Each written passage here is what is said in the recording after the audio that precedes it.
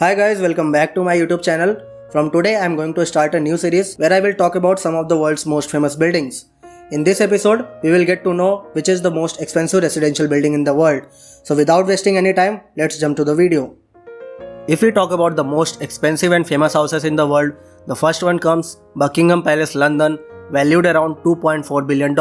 And the second one is Antilia, Mumbai, then Villa Leopolda, France, then Whitehurst, London, and fifth on my list is Bel Air Road, California, which is not the fifth most expensive house, but it is one of my favorite house about which I will surely talk some other day. Today I am going to talk about the house in Mumbai, that is the Antilia.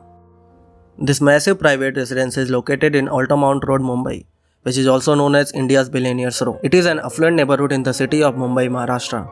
It consists of ultra-luxury residential skyscrapers and most influential towers like Imperial, Lodha Altamount and Antilia. Talking about the owner of this house, Mukesh Dhirubhai Ambani is an Indian billionaire businessman and the chairman and managing director of India's most valuable company by market value, that is Reliance Industries. He is the richest person in India and the second richest in Asia with net worth of $74 billion as of January 2021. He is also the 14th richest person in the world. Antilia occupies a total floor area of 4 lakh square feet and it was designed by Chicago-based architects Perkins and Will, with the Australian-based construction company Leighton Holdings taking charge of its construction. The building comes with 27 floors replete with extra high ceilings. Every floor is the same height of an average 2-storied building. In fact, Antilia can survive an earthquake of 8 on Richter scale.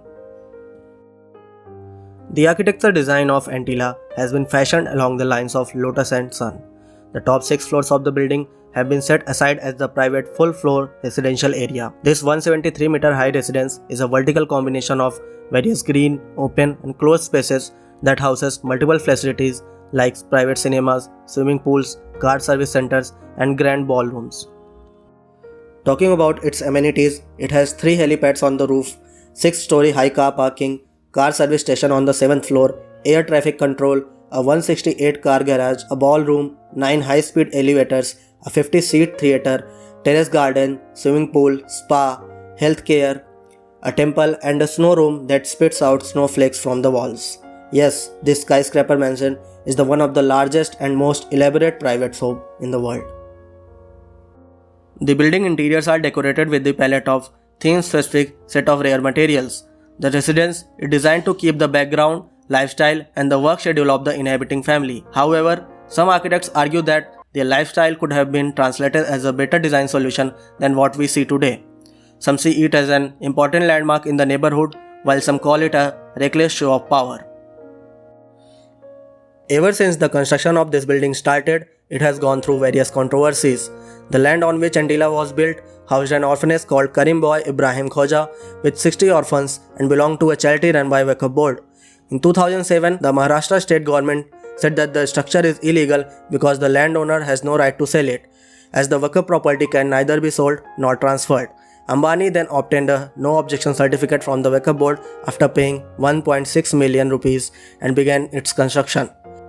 In regards to the 3 helipads, the Indian Navy put their objection that it will not allow the construction of helipads on Mumbai buildings, while the Environmental Ministry also said that the helipads violate local noise bylaws. Issues has been raised with regards to the construction of an illegal car park also.